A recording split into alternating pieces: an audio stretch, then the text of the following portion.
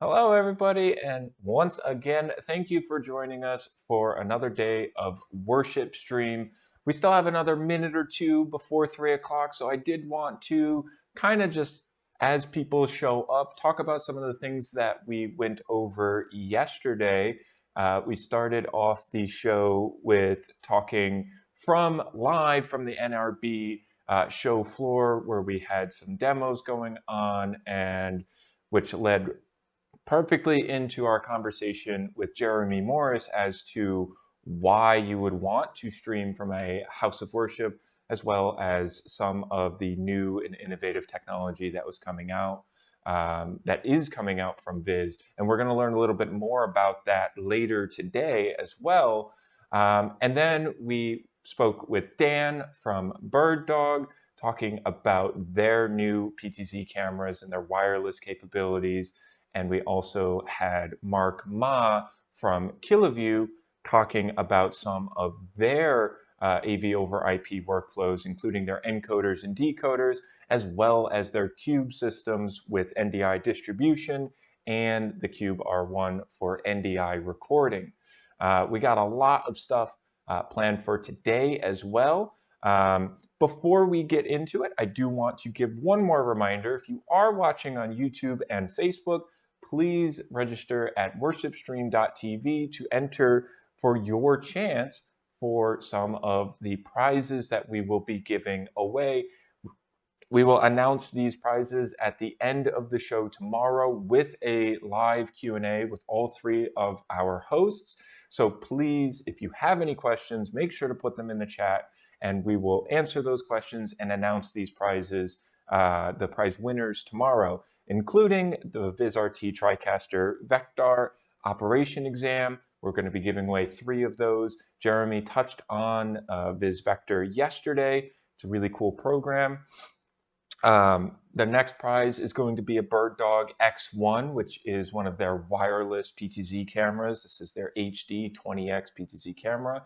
Again, Dan from Bird Dog talked about this camera and their whole range of PTZ cameras yesterday.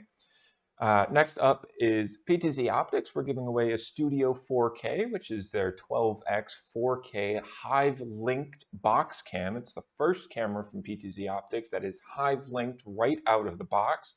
And if you're looking forward to learning more about Hive, we have a section with Paul Richards from PTZOptics today, where he will do a demo showing off the capabilities of Hive Studio. And anybody that is registered at worshipstream.com will get a three-month free trial to the Video Maker digital membership. So lots of great prizes that we are giving away. So definitely make sure to stay tuned and join us tomorrow as well. All right, so let's get into the topics that we're going to be discussing today. The first thing that we want to do is we want to talk about some of the trends that we are seeing being implemented in houses of worship. Then, like I said, we will be having Paul Richards from PTZOptics talking about their cameras, their box cameras, their PTZ cameras, and their REMI workflows with Hive Studio. Then we are going to be joined by Peyton from Panasonic, talking about the Panasonic Kairos and its really cool output capabilities with their canvas, being able to have unusual outputs for LED walls and things like that, which is really cool. And then, like I said, we will be having Jeremy Morris back on to talk about some of their new production software and production turnkey systems, including the TriCaster Mini S and the TriCaster Vision. So we got a lot of great content in store for you today. Like I said, I wanted to start off today by talking about some of the latest trends that we're seeing in houses of worship, and we're going to go into these each a little bit more in depth. We're seeing movement towards more advanced equipment, more advanced features on that advanced equipment. We're seeing more and more of our manufacturers offering resources available to consumers, especially in houses of worship, to make this transition as easy as possible.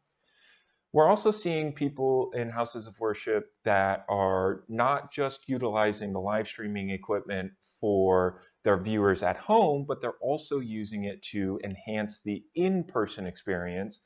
And then we're also seeing a lot of these cloud-based workflows, which we're going to be talking about today, specifically with PTZOptics Hive Studio and Panasonic Keiros's REMI uh, uh, workflows.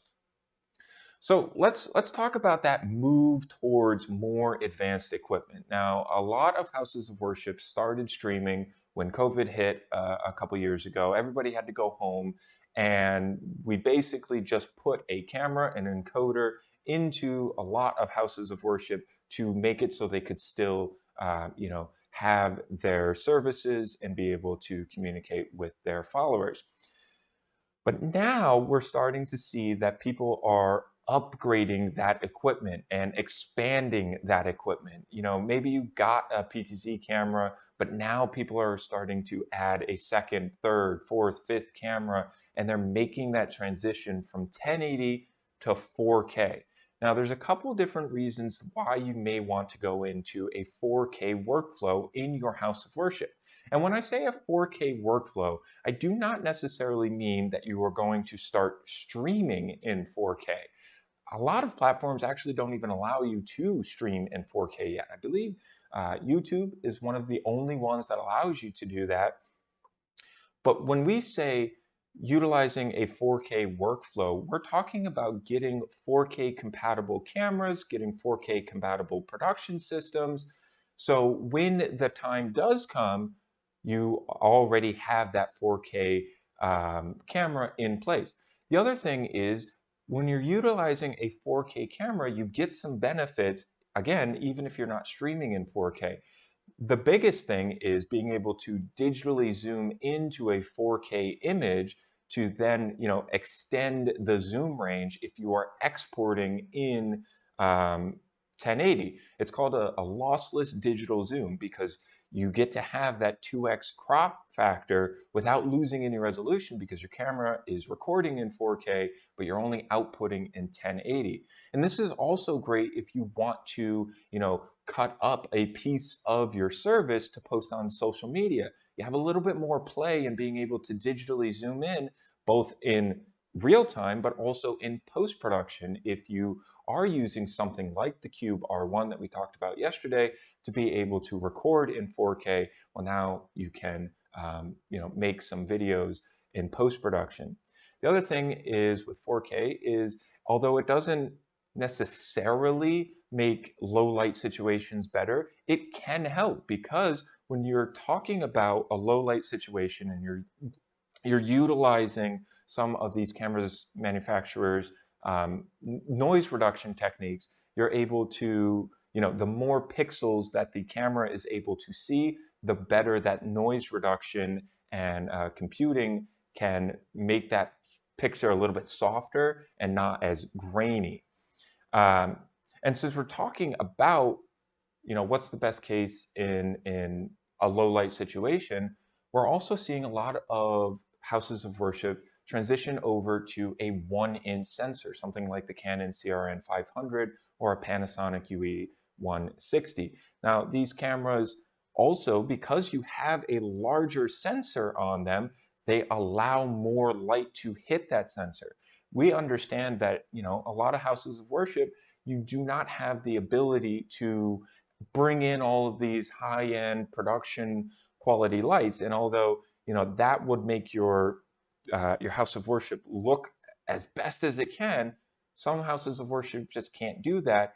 And so having a 1-inch sensor and a 4K sensor can help make some of those low light situations look a little bit nicer.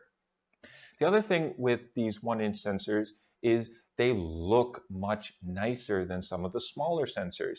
When you're watching like a broadcast, a lot of the times they're using 1-inch sensors because it will give a shallower depth of field, and that's when you get that nice soft background behind you, as well as having like some bokeh effects. And that is really easily achieved when you're using a 1-inch sensor.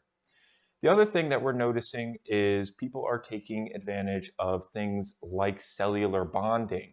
We also talked about that yesterday with both LiveView and KiloView making cellular bonding devices.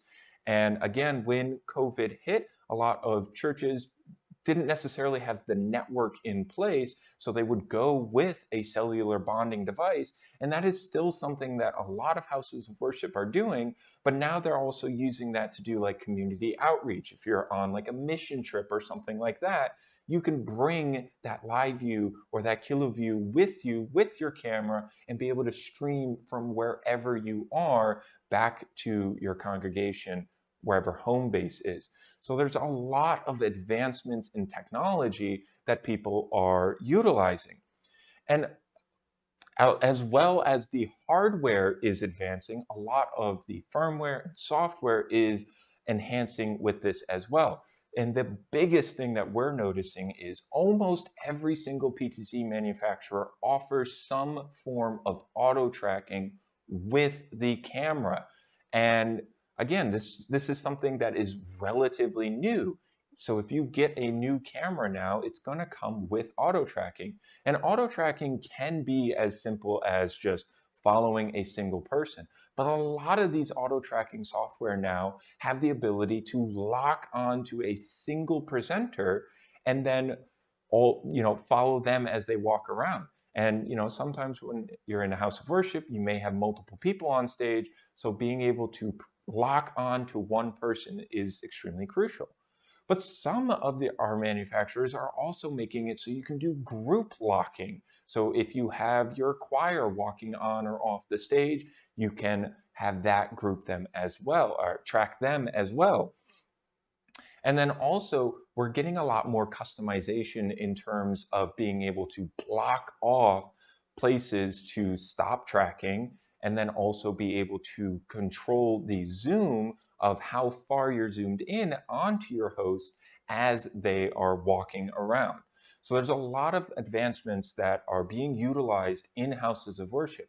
One of the things that we talk about a lot is volunteers are a big factor, and sometimes you can't get enough volunteers, or the volunteers don't necessarily have all of that experience. So if you can just say, hey, I don't need to have a camera operator on 3 camcorders, I can have one camera operator controlling a joystick at the back of the house and then utilize auto tracking to supplement those other cameras. It's really starting to make a difference in these houses of worship. The next thing that is being advanced a lot is color management. A lot of the times, again, if we're talking about having cameras in your house of worship and now you're getting more cameras, color management is crucial because you want to make sure that your colors match as good as they can. And a lot of these PTZ cameras and camcorders on the market now allow you, with just a web GUI, to be able to do some color control as well. And some of the production systems, for example, the TriCaster, has the ability to auto match without you having to do anything. You pick a primary camera and then you can select all of your secondary cameras, and the TriCaster will automatically color match. Now, it's not going to be perfect, but again, if you don't have the knowledge, you can start relying on some of the software that is available to do that for you. And it's something that we highly recommend that people take advantage of. The next thing that I want to talk about, and this is more just a pro tip, is take advantage of the resources that are available to you. Netgear is a perfect example. Netgear makes their M4250 line of AV switches, and these are switches that are designed specifically for AV over IP. And I'm not just talking about NDI, I'm talking about Dante, I'm talking about SMPTE. Basically, any form of AV over IP, these Netgear switches are built for. But if you are totally new to networking, and it can be a little bit overwhelming. It absolutely can be a little bit overwhelming when you are talking about, okay, I need to have 3 cameras and a controller and my switch all on the same network. Netgear offers both pre-sale support and post-sales support with their Network Pro AV design team. You can reach out to us and we will help you as well, but you can also take advantage of having Netgear there to help build your network with you, and both in pre-sale to make sure that you have the right switch for your workflow, but then also once you have the switch, they will help set it up with you. And the other thing is they're taking it a step further and they're having the ability now to take a class on networking and AV over IP infrastructure. So you can go on their website right now with Netgear Academy, and you can take this 2.5, 3 hour long course and get that high level overview of what networking requirements are needed for AV over IP, topology and the 7 layers. All of that great stuff is in that class, and I highly recommend that you take advantage of that, especially if you're just getting into the NDI workflows. There are other manufacturers that offer classes as well, such as Vizrt with Vizrt University.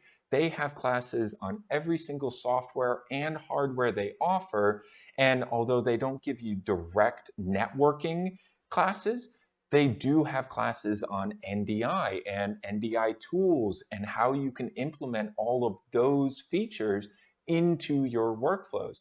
So you can go to Vizrt.com and look up Vizrt University, and absolutely highly recommend taking those courses. The next thing is, if you are worried that a product is not going to be the right thing, you can take advantage of free trials. A perfect example of that is the Kairos Creator software, which Peyton will explain a little bit later, but then also PTZOptics Hive Studio. You can sign up for the beta, and it is free to control one camera for 5 hours a month. So you can, try it before you take that leap in purchasing it. And as I said at the top of this slide, we are here for you, as well as our network of local dealers who can help you pick out the right equipment, install the equipment, and give you training on it. So if all of this really still feels too overwhelming, that's not a problem. We are here to help you. We can get you the help that you need. So feel free to give us a call and we will get you in contact with a dealer in your area to help do the installation. The next thing that we're seeing in houses of worship is, like I said, utilizing the live streaming equipment to enhance the in-person experience. And the most dramatic way is when you're looking at LED walls and displays inside of the house of worship. You can start putting things on those screens that enhance the experience for the in-person congregation. Things like a bigger picture of the person that's speaking. If you have nice big screens behind them, you can put up the sermon that they're talking about, or if you're gonna sing a hymn, you can put the lyrics to the hymns on the walls in that room, because all of the video is already on your network, so you can just pop in a decoder right there and not have any issues. But you can also have breakout rooms or overflow rooms, or maybe where Sunday school is happening. You still want to be able to send those rooms the feed that the viewers at home are getting. So you can absolutely do that with, again, some encoders and decoders spread out throughout your building. And all you're doing is just taking that stream that's already on the network and displaying it in other rooms. So there are tons of ways that you can enhance your in-house experience as well as your online viewership. The last thing that I wanted to talk about, and this is going to be a really good segue into our segment with Paul, is cloud-based workflows. There are a ton of cloud-based workflows that are available to you to be able to remotely control either your production system or your cameras from anywhere in the world. One of the first things that I want to talk about is Epiphan with their Pearl systems. Epiphan makes Perl systems, which are switchers that you can connect either HDMI, SDI, NDI, SRT, and even XLR sources into and be able to do your mixing. Now, the great thing about Epiphan is all of these systems can be remotely controlled from Epiphan Edge. And this is something that anybody can do. So again, if we're talking about a lot of houses of worship using volunteers, if a volunteer is on vacation or is not feeling well, they can still run the show as long as they're feeling okay enough to, sit at their computer. They can still log in just through a web browser and control the Epiphan Perl system that is in the house of worship, and they can control it from their home, and the show can go on without worrying about, oh no, our volunteer's not here, what do we do? NDI Bridge is a way that you can have cameras communicate with other production systems across the web. So say you want to bring a camera feed from location B into your main show in location A, you can do that with NDI Bridge to be able to send that camera feed to your production system and then incorporate it into your live stream. BirdDog Cloud is a cloud-based program for BirdDog cameras, where again you can control remotely the PTZ cameras from anywhere in the world as long as they're connected to the internet. You can control your pan, your tilt, your zoom, and all of your color exposure and things like that. I know some people were talking and asking about PTZOptics Hive Studio, so I won't say too much about that because we do have Paul coming in. But PTZOptics Hive Studio is another camera management platform that allows you to control your cameras from anywhere in the world. But the really cool thing about PTZOptics Hive Studio is you can control other manufacturers' cameras as well. You don't just get control of PTZOptics cameras. You can control a bunch of manufacturers' cameras. Panasonic Kairos is very well known for their canvas displays and being able to have unique outputs, which Peyton will talk about later today as well.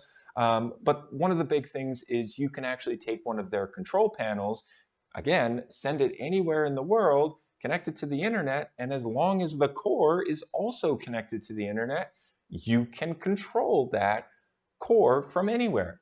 In fact, we have a core system here at our warehouse in New York, and one of our workflow specialists in Texas has a control panel, and he quite often will remote into our core here and set up some new workflows or demo the system off, just showing that remote capabilities.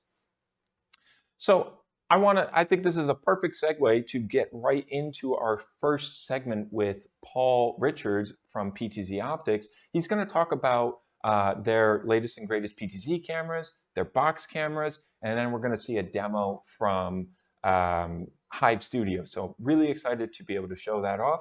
And so we're going to play that clip for you now.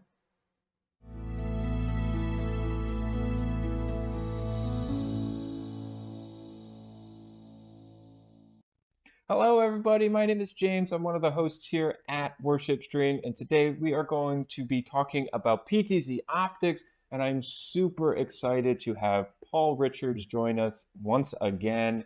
Hey Paul, how are you doing? I'm doing great. Thanks for having me today, James. Of course. If you wouldn't mind, can you do us a favor and explain who you are and who PTZOptics is?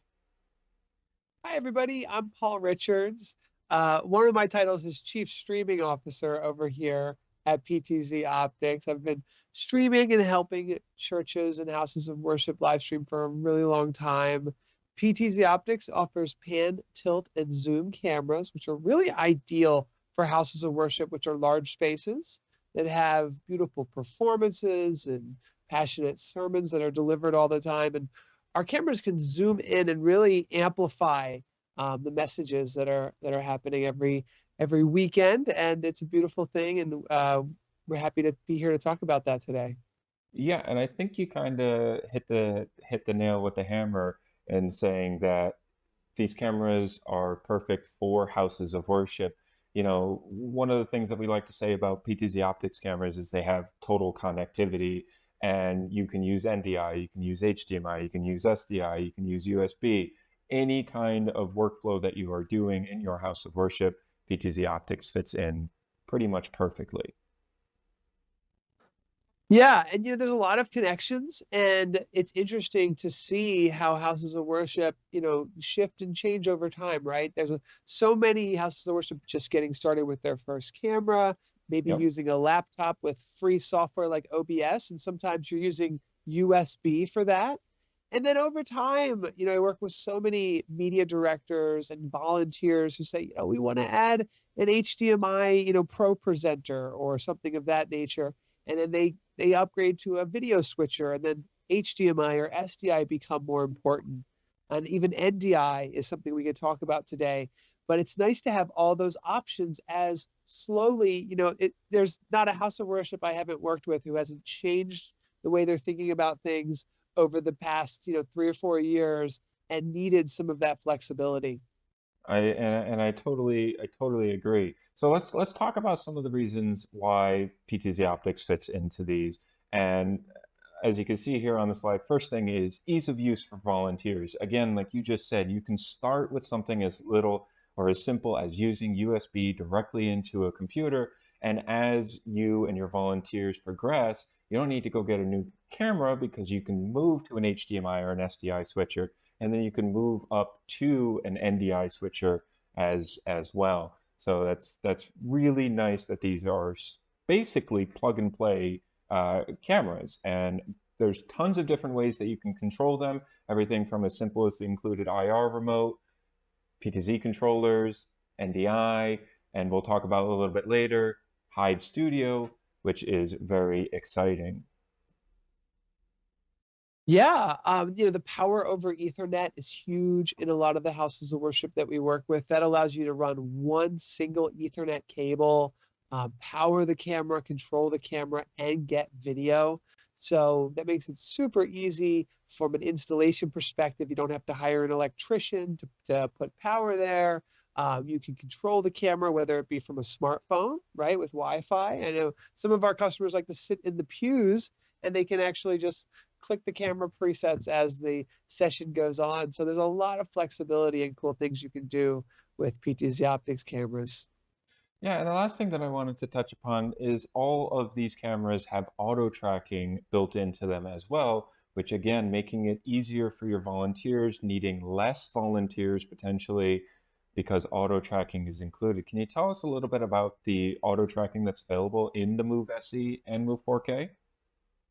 Yeah, so both of our cameras support what we call presenter lock. And what that means is there could be a lot of people on stage, right? You could have a pastor, an assistant pastor, there could be a choir, there could be a lot of people on stage.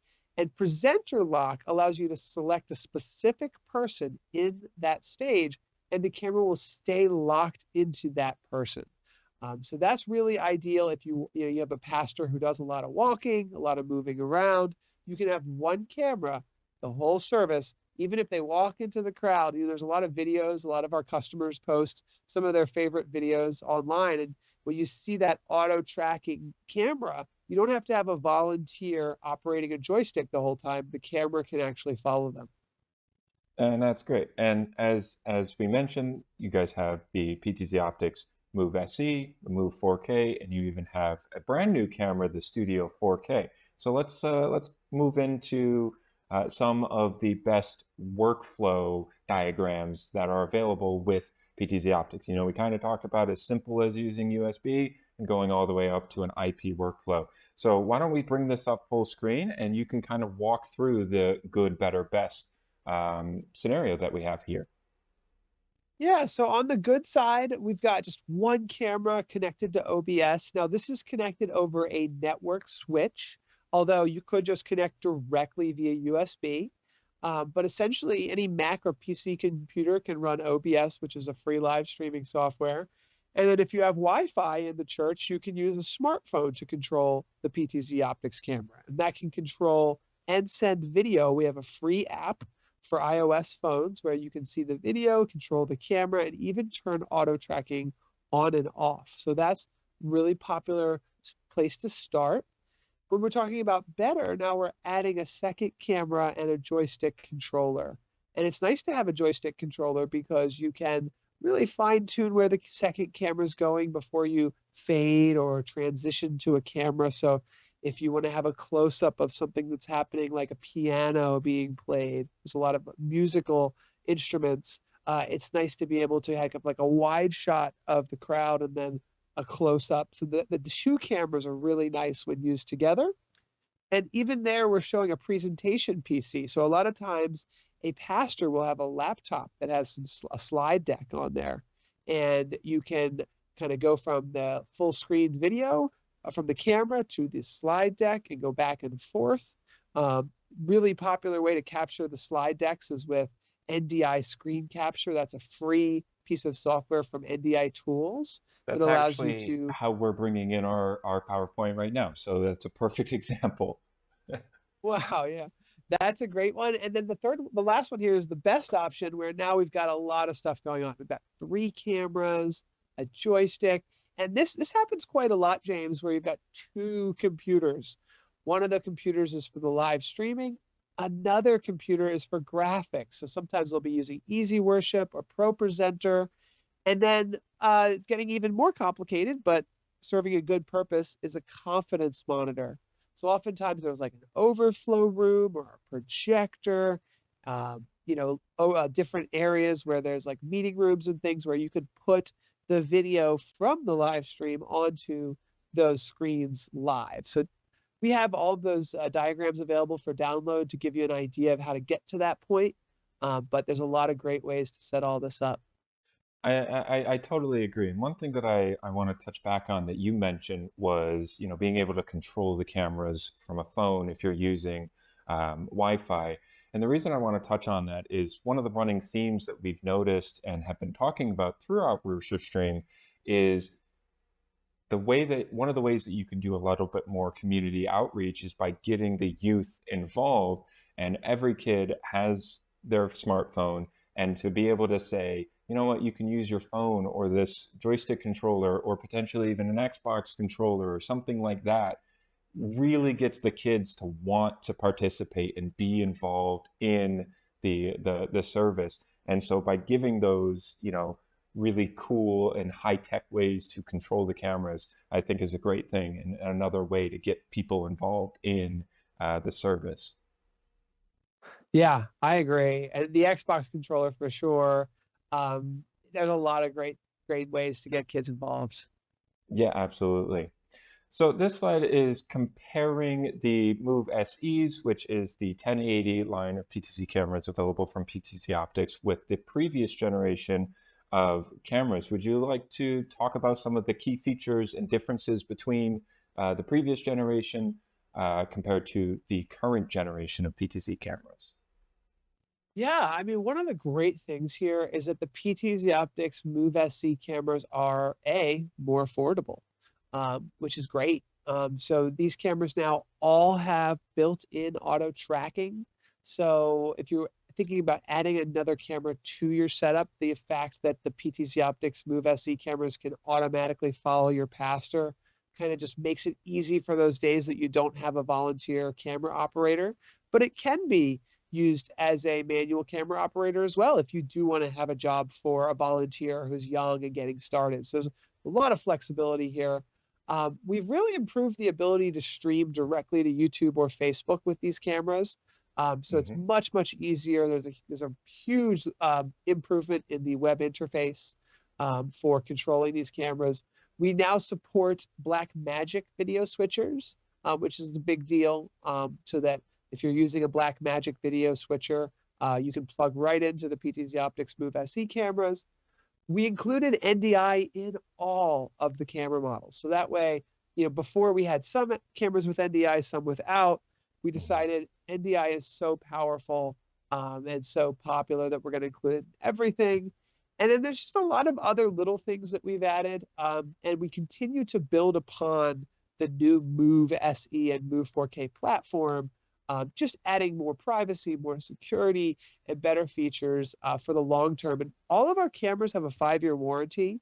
So we say that we have like a continuous advantage here where they just continually get better and better.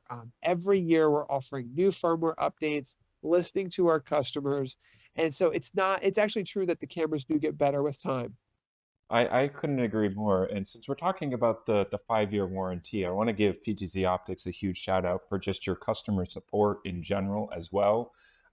You can call PTZ Optics Monday through Friday, 9 a.m. to, I believe, 6 p.m., and you will get on the phone with a real person and they will walk you through any questions that you have, any setup that you may need help with.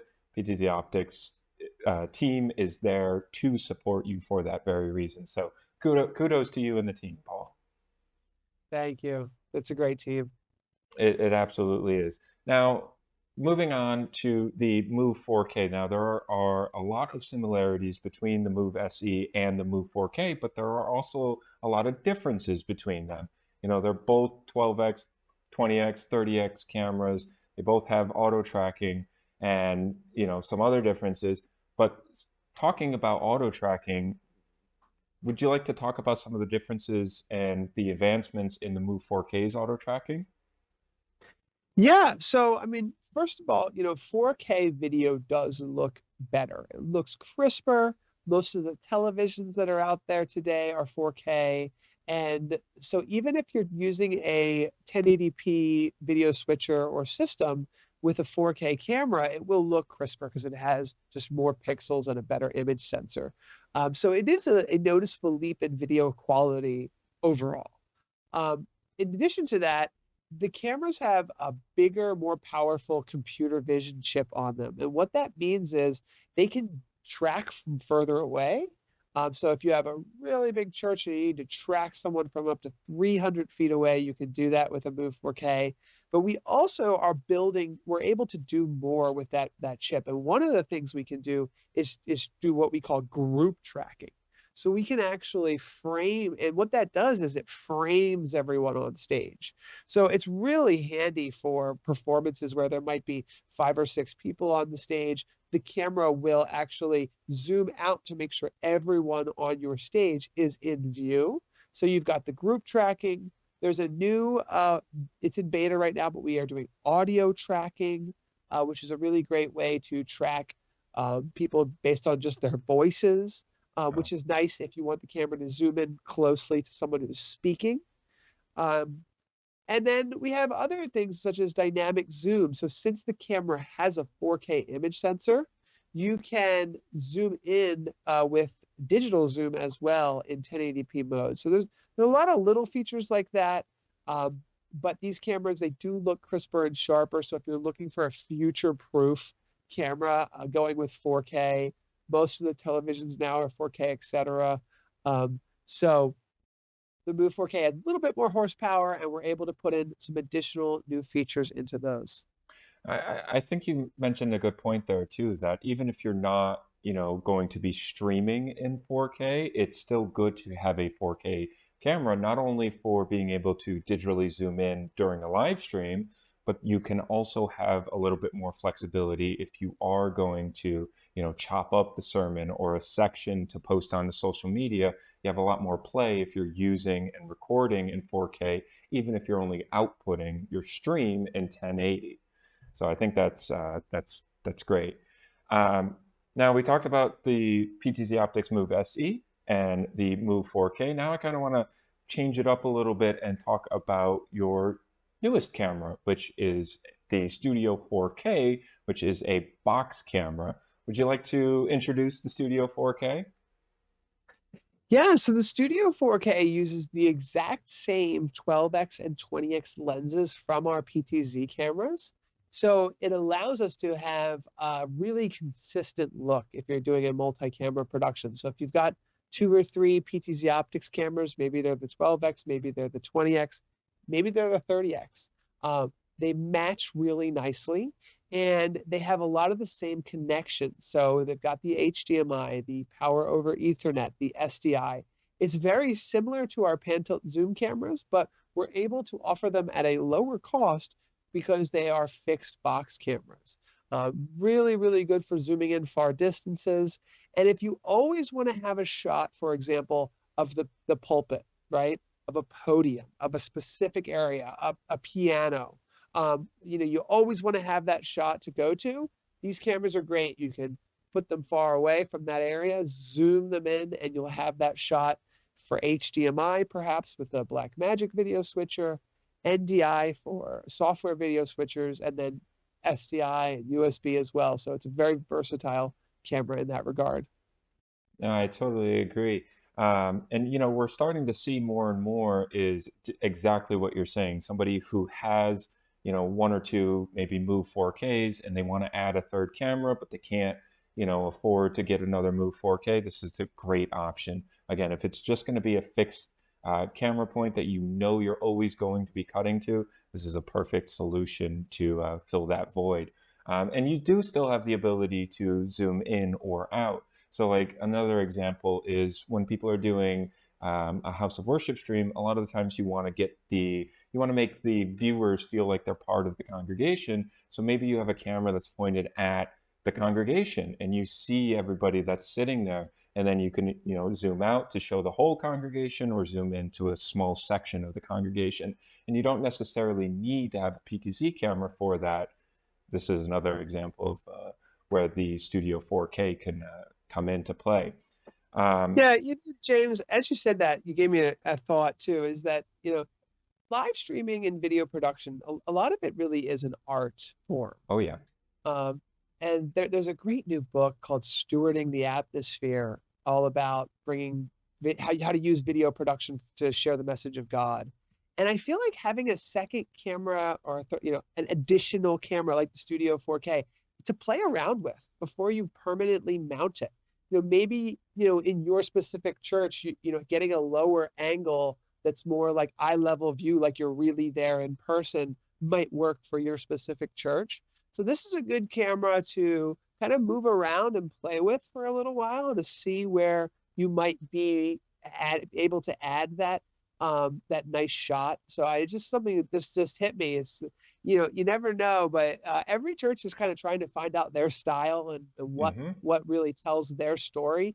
And having a camera like this that you can just plug into the network, it turns right on, gives you that flexibility to try some new things. I think that's a good point. And again, we're talking about getting the youth involved, and this is something that you can say, hey, try and think of some creative angles. Here's a camera, and let's try and implement them. I think that's great. So having the PTZ cameras and fixed cameras. Now we kind of teased it a little bit at the beginning. I want to get into something that's very exciting from PTZOptics, and that is Hive Studio. So I know you're super excited. We're super excited to be talking about this. And I think we're going to do a little bit of a demo, but first, let's introduce what Hive Studio is, and then we'll get into a demo. Yeah, we have a lot of houses of worship on the wait list for this product. We are going to be shipping it in April at the NAB show, allowing everyone to use it, but you can sign up for the wait list today. Essentially what it does is it allows you to share access with your cameras with anyone in the world.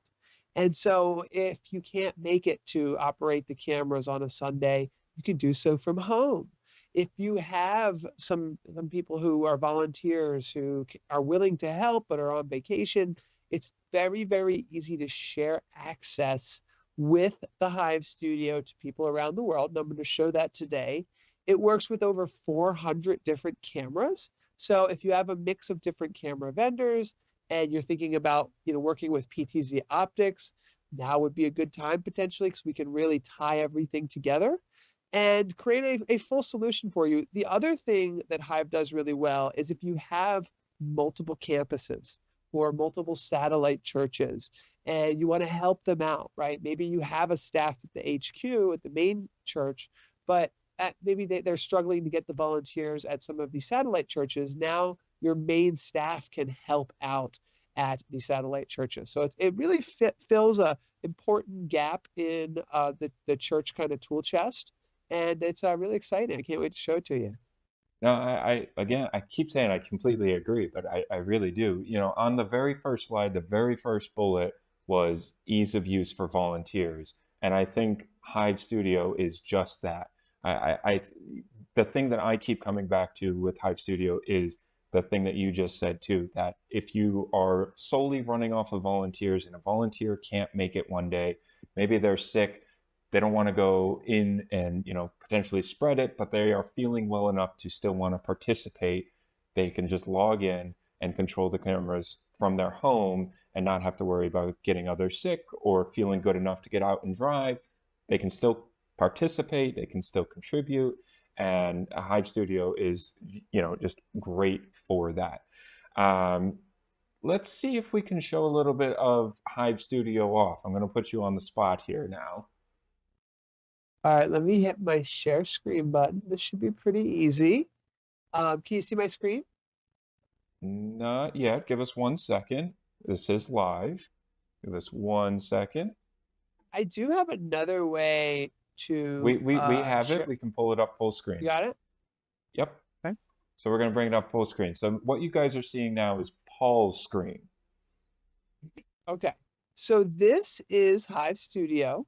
And essentially what this allows us to do is to have multiple cameras and control them from a kind of web interface. So you can literally click a share button and type anyone's email address into this and invite them to control your cameras. So imagine having the ability to have all of your cameras in here and just, you can click the plus button. I have a lot of cameras in our studio here, but you might have 2 or 3, you put them in, even if it's a Bird Dog or a Sony or a Panasonic, we can get them in here and then start to have these really beautiful control options. For example, I can have the ability to select a specific area and zoom into that area. There's a lot of different controls in here.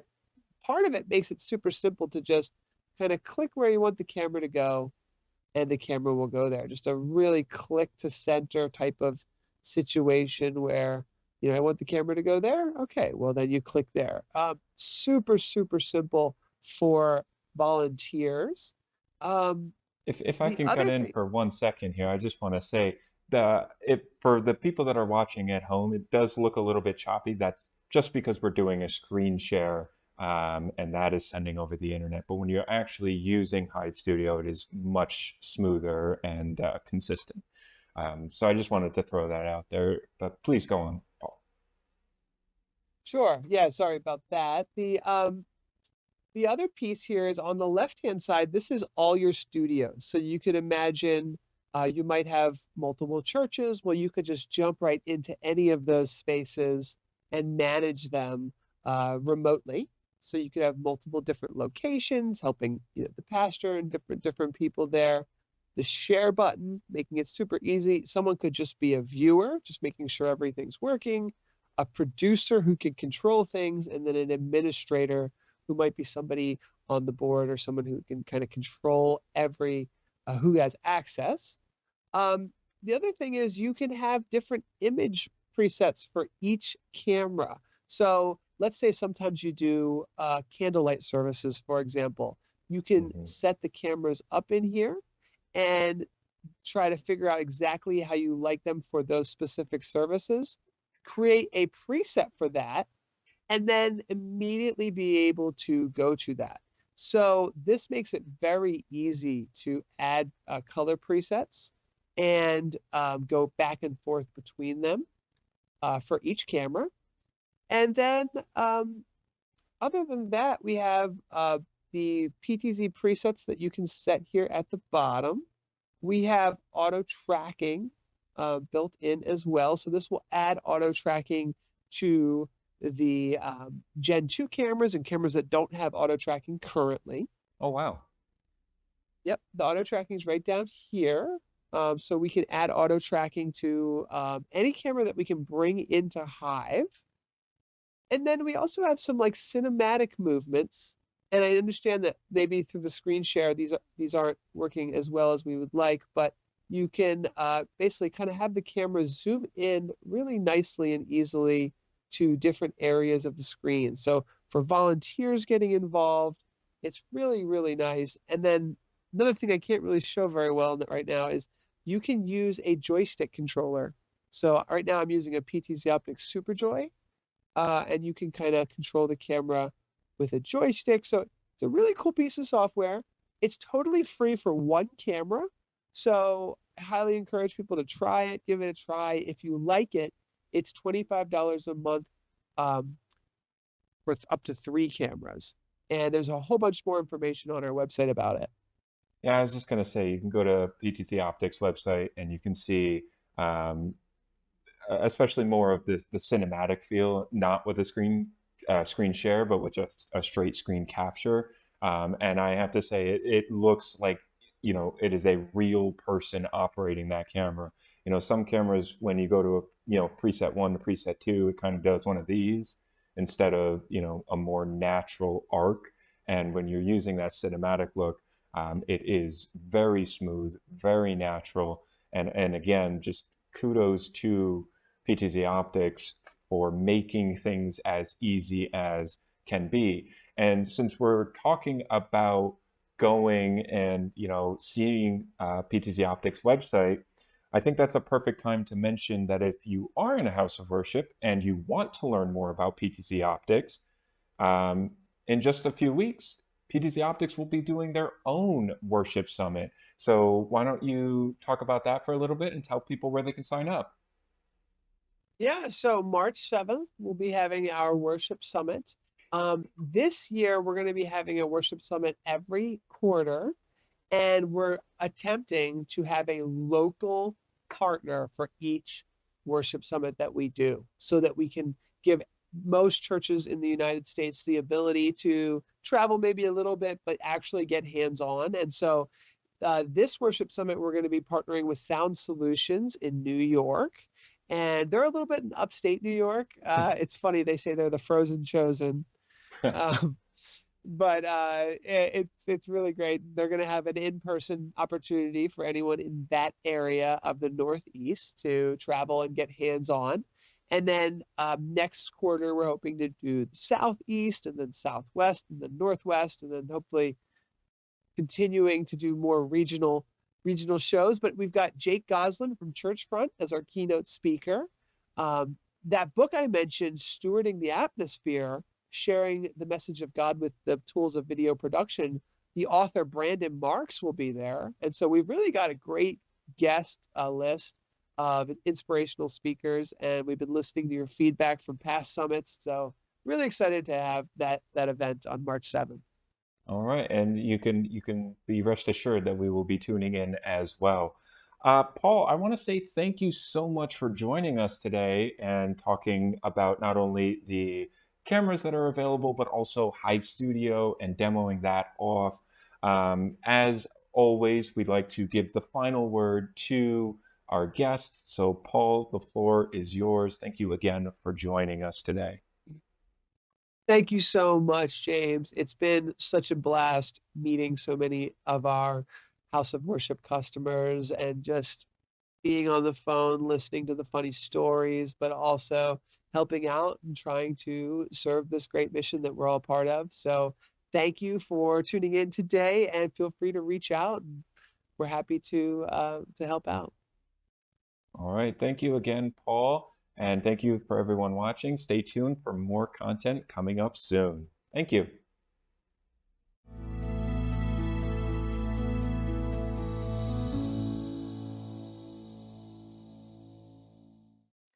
Huge thanks for Paul for joining us to talk about their PTZ cameras and their box cameras, and then also giving us that demo on PTZ Optics Hive Studio. I saw a lot of great comments and questions coming in talking about getting the most optimal smoothness out of your camera. And I saw it just came on before we came back live that someone was asking about what controller do we use? And what we're going to recommend is whatever camera manufacturer you're looking at, that is the camera, that is the controller you should be using. So a perfect example of that is PTZ Optics has their Move SC and their Move 4K cameras, and they also have their SuperJoy controller. So to get the most optimal performance out of those cameras, we're going to recommend using the PTZOptics SuperJoy. Okay, so before we move on, I want to say thank you again to Paul for joining us. Next up, we have Peyton Thomas joining us, and he's going to be talking about the Kairos systems with Jim Bask. One of the cool features, again, is that canvas, being able to spread that out across multiple screens, being able to have, unusual aspect ratios. And he's going to demo off the Kairos Creator and show you how easy it is to change that canvas in Kairos. So we'll play that video for you now.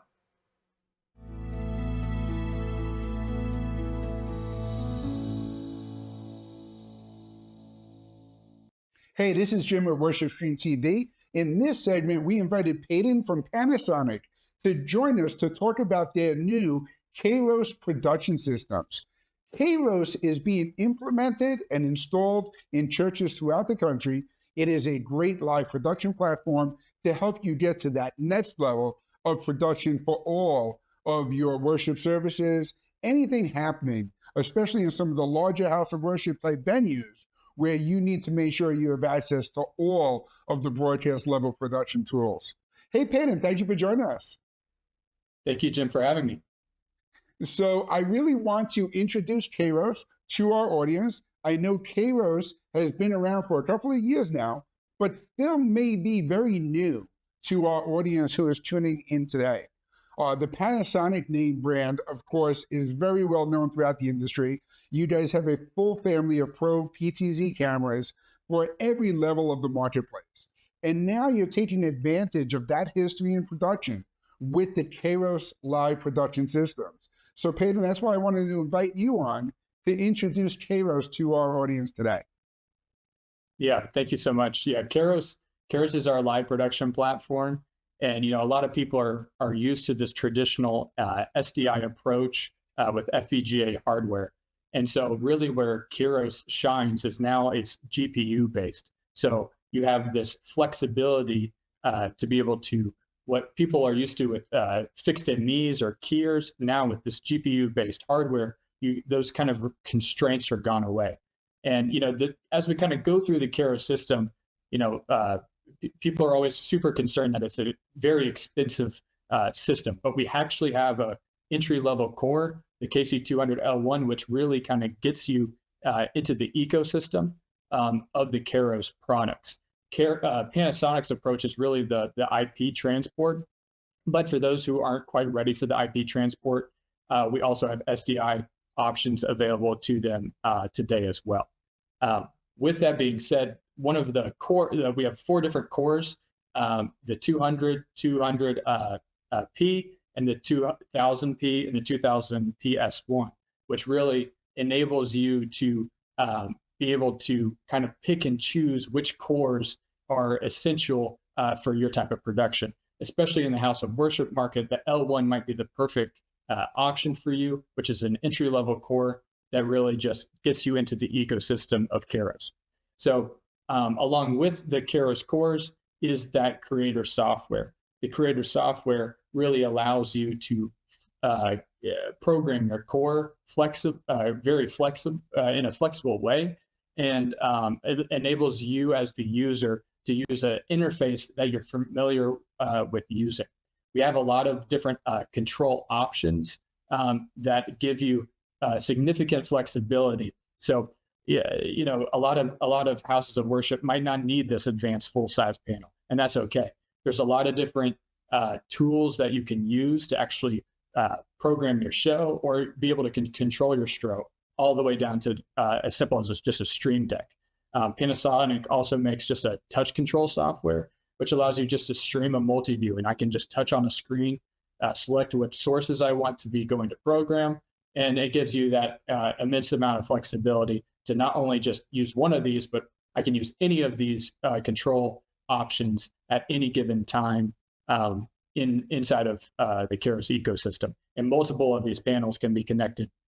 Not only and Peyton, I think that's important to note for all of our audience tuning in is when you're working with Kairos Integrator to set up your system for your house of worship, they're going to work with you to identify the core power that's required for your productions, and then pair that with the control panels, both on site and in a remote production space, to let you get the most out of that system, right? Yes, absolutely. Yeah, the panel is really just a tool, right, to be able to control the core. And so, yes, I can have just one of these small stream decks and some software in front of me while I'm potentially controlling a core that's all the way across the other side of the country. And actually, when we get into the demo today, that's exactly what I'm doing, and can actually show you that I'm based here in Orlando, and I'm going to be controlling a core all the way in Chicago. And so that's kind of the flexibility of some of the remote capabilities that Kairos has to offer from a software and physical control standpoint. Absolutely. So, And I think that's one of the things that our audience asks for all the time, is being able to take advantage of the resources wherever they might be throughout the world to get that production done on a week in and week out basis. So you talked about the Kairos system being GPU driven. It's that drive along with that AV over IP and the ability to work with all those different standards that makes this perfect for those remote installations, right? yes, absolutely. Yeah, so no matter what your flavor of protocol you want to use, whether it's SDI, SMPTE 2110, NDI, SRT, RTMP, Kairos can take in any of those signals and output any of those signals at any given time. So with those types of capabilities, now I can stream back SRT feeds, directly to me in a remote location, directly from the core, so I can see my multi-view. I can see everything that I need to be able to see from a remote location. And I think one of the other powerful tools that Kairos offers is not only the flexibility in that ingest and production capability, but also in the deliverability and the way that it has to manage different streams of all different sizes and all of those features that Kairos brings to the table. Yeah, absolutely. So the screen management side is really one of the shining points of Kairos, and actually a lot of houses of worship sometimes implement Kairos as a screen management platform before they ever even use it as a switcher. There's actually countless stories of people needing something to drive content to their LED wall, and Kairos is a great fit for them. And so they actually implement that, and then later down the line, they can always use it as a video switcher, or as an upgrade, down the line if they decide they want to replace their current video switcher. But yeah, Kairos can now remove that multi-screen processor out of line, and actually the cost savings behind that, it could be significant, especially for those that are trying to potentially do a video upgrade. They want to upgrade their switching, maybe their iMag, but they're also implementing some LED wall or just some sort of large canvas that is projecting, a wide screen. Also, the portrait image that you see there, maybe you want to stream directly to Instagram in a portrait thing. You can do that directly from Kairos and use the canvas functionalities inside of Kairos to kind of build out different orientations that you couldn't traditionally do in a switcher. And that GPU processing is what gives you that flexibility. And I think that's where the affordability of the system comes into place. When you look at a Kairos platform and the entire workflow from beginning to end, the cost of investment into that system is very comparable to other systems when you're mixing and matching and combining the different components required throughout the workflow. So you really have to look at that complete workflow investment. And I think that's why having a trained and certified installer base really helps to get that message across when we're talking to these churches who are looking to implement the future production tools like Kairos across it. And I know that you have some interesting case studies where this has been exactly what has come up throughout their workflows, right? Yes, absolutely. So this use case that you can see in front of you is actually Church of the King out of New Orleans. And they're a multi-site campus. They have lots of different locations. This one currently is their main broadcast location, and they implemented a new LED wall into their ecosystem. They've kind of gone all in on Kairos, and not only are they just using it for their switching, but they're also using it for screen management. And it saved them a significant amount of cost from not having to do some sort of multi-screen processor. So what you see in front of you is actually one giant UHD signal spread across the pixel count there, and they can actually pip and put things on each individual panel that you see in front of you. So they can add layers onto those specific panels and be able to use them as different content throughout their service. So it's kind of giving them significant flexibility directly from their switcher. And why does that matter?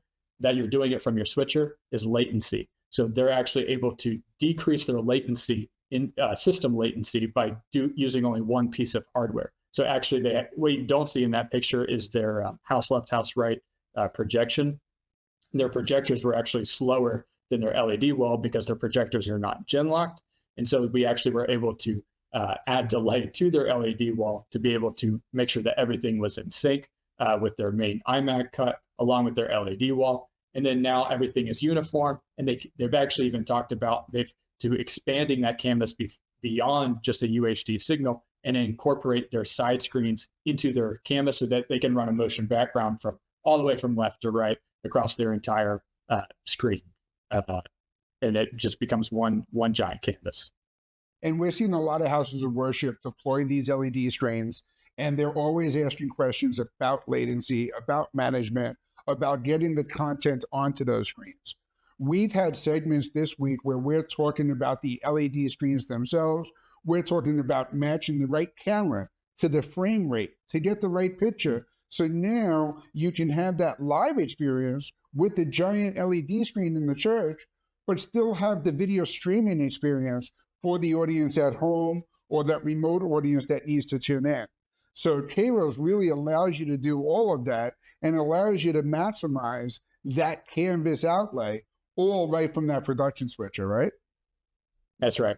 Yeah, so you're able to do up to 66 megapixels just from inside of one canvas inside of Kairos, which is a lot of pixels. So a big church actually based in Atlanta, which another scenario where they actually aren't even using Kairos as a switcher, and then they upgraded it later to be also their switcher. They pushed it first as just a screen management platform because it was more affordable than actually a screen management platform that allowed them to do all the pipping and layer-based content that they want. And that's why the GPU power is so powerful. They can just keep adding keyers on top of keyers on top of keyers, and they don't have to think through their show anymore of like, oh, I only have 4 keyers per ME or 8 keyers per ME. They can just keep copying and pasting layers or adding new layers inside of Kairos Creator, and it gives them that significant flexibility. So they don't really have to tell any of their executive staff or directors, no, we can't do this. We actually can do this.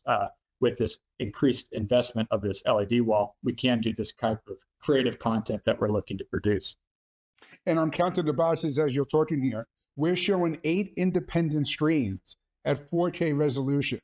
So you're really able to pump out some unbelievably gorgeous content to these displays, huh?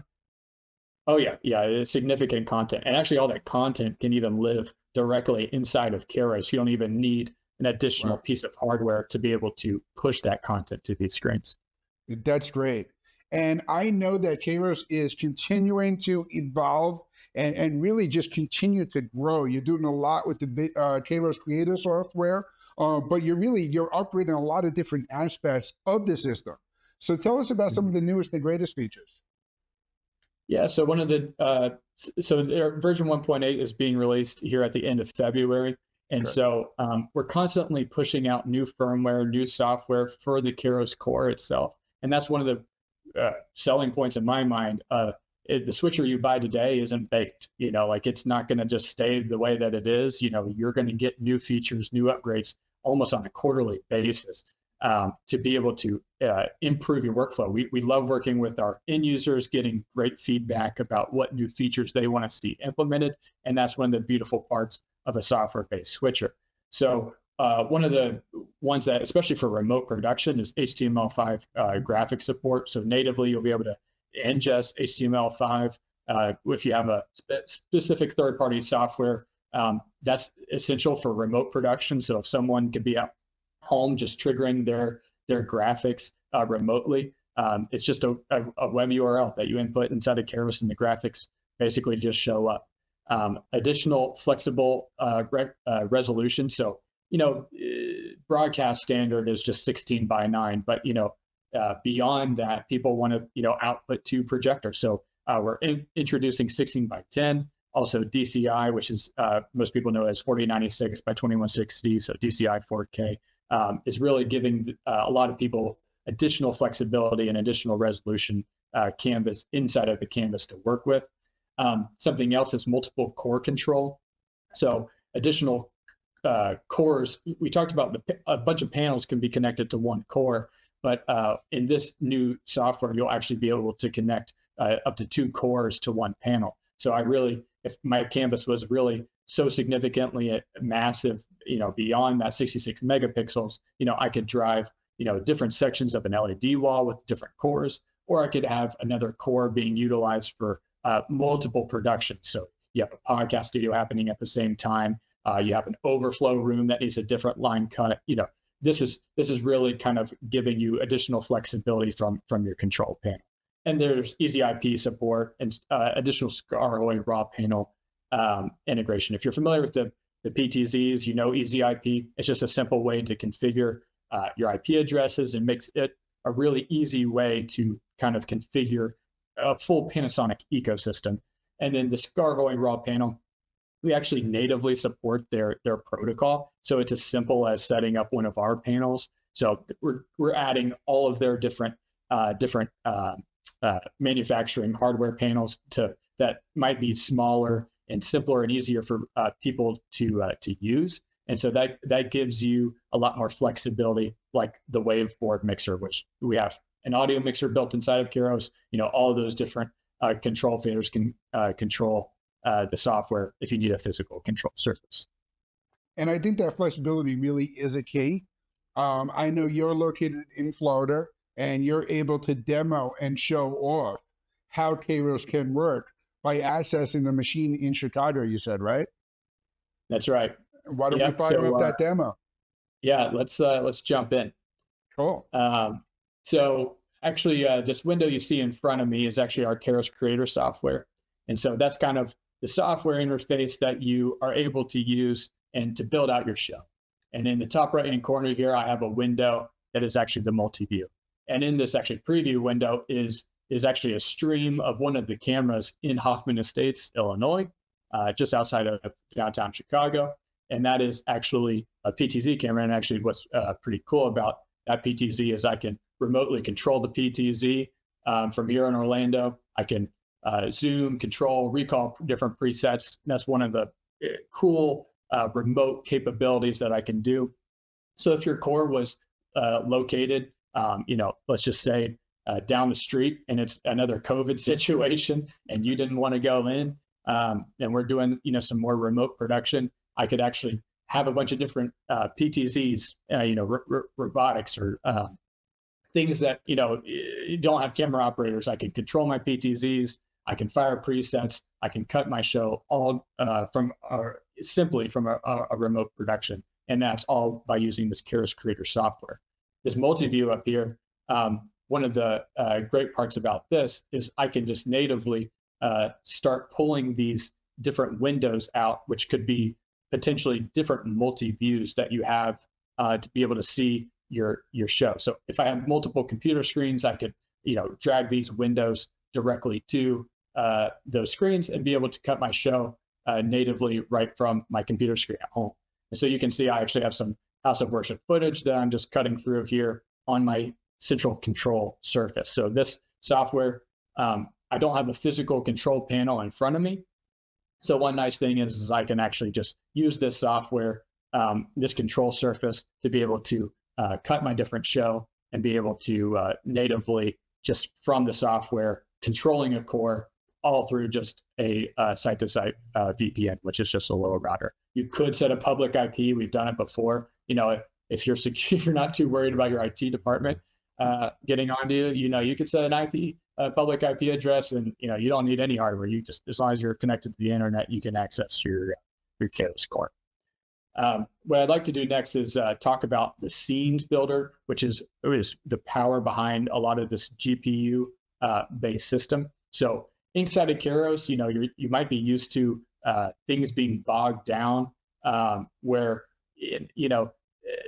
traditional switchers have like a lot of menus to get through. This is all just one simple menu with a bunch of different things. And actually, churches work with a lot of volunteers. And so sometimes maybe I want to be able to lock them out of different things. So I actually created a different user group for just House of Worship, and I can log into that. And now when I click on my mixer, I have limited control of what I'm actually able to see and do. So now I'm locked out of all the different, background settings and system settings that would actually, potentially, cause a problem from someone changing something. I can actually, if I just want to volunteer just to be able to cut my show, now they can't accidentally click on something or step on someone else. All they can do is click this, they get their multi-view, or they can even jump to a live view feed of a multi-view, even with inside of Keros here. I'm going to jump back to the admin settings here just to be able to show the full capabilities, but something simple and easy to do for your volunteers at your church. So inside of our scenes builder here, you'll see I have a directory over here on the left with all of these different scenes, and what we call scenes in Keros are actually just MEs. So you have a handful of templates to start with. I have a main scene here and a 32:9. It's as simple as right mouse clicking new scene. So that's like I just added another ME to my core and to my show. And it doesn't really matter how many of these I create or make. The moment that one of these scenes are outputted is when I start taxing my GPU. You'll notice my GPU meter up here is 13% currently. So that's the flexibility of building out your show, all from different MEs or different looks. I can do that simply and easily, all from Keros Creator. In my main scene here, you'll notice I have different layers. So I have this one layer here that has that's currently routed black. I'm actually going to route it a different still that I have programmed here. If I double click, I have a bunch of different stills already preloaded inside of the Keros core, but I'll go ahead and select my Keros logo for now. And as long as I enable that with the little eyeball, now you'll see the Keros logo is up in front. I'll click my 2D transform, and this is just to kind of show how quick and easy and in real time I can move things around, scale it, completely flexible, if I want that little live bug sitting in the top right-hand corner of my screen. Now, a lot of churches, are doing this like cinematic kind of style look. So what I'll do is I'll just copy and paste this layer here. And actually, I'll go ahead and remove this live bug down here, and actually go ahead and route black back to it. And I'll just reset my 2D transform settings. And I'm going to hold down Shift, and I'm going to pull this in and create more of like this, black bar look that a lot of the churches are doing nowadays.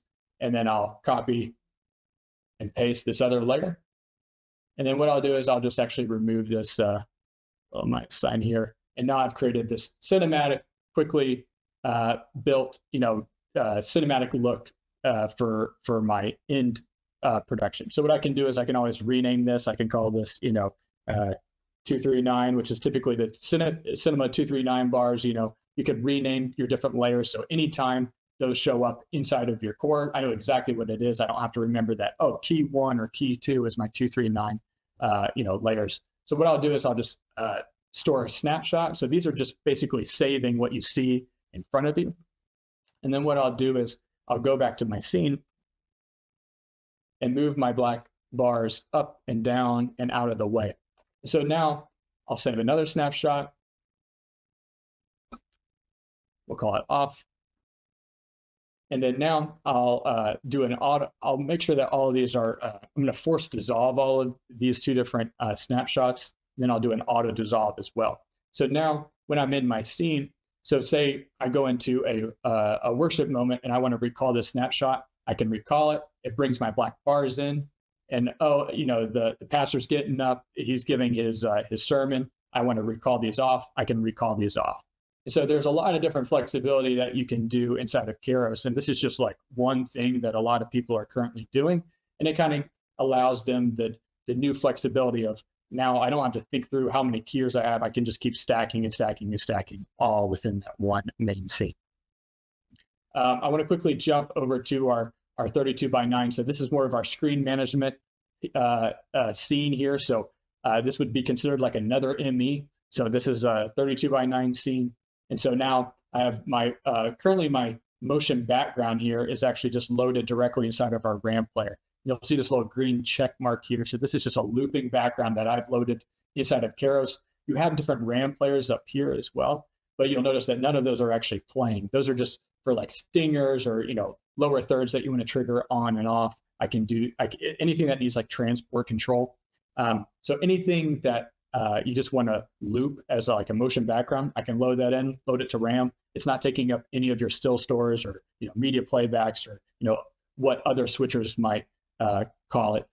This also recognizes alpha, so I don't have to marry two different signals together. I can just load in anything that has an alpha channel embedded, and and it'll recognize it. So inside of my 32x9 scene, I have my motion background going, and then what I'll actually do on this layer is I'm going to route our graphics channel just to kind of show another example of some lyrics here.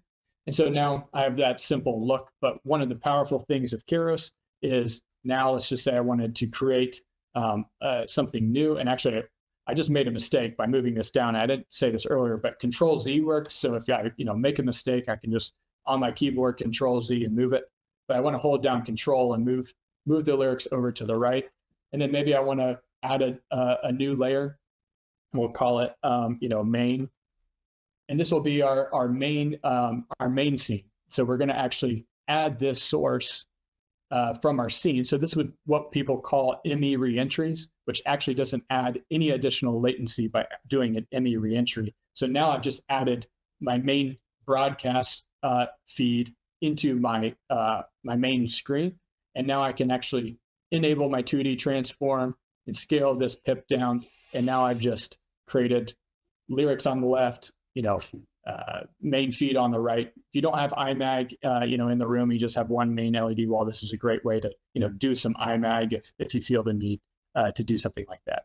But this is the power of now I have a canvas that's 3840 by 1080.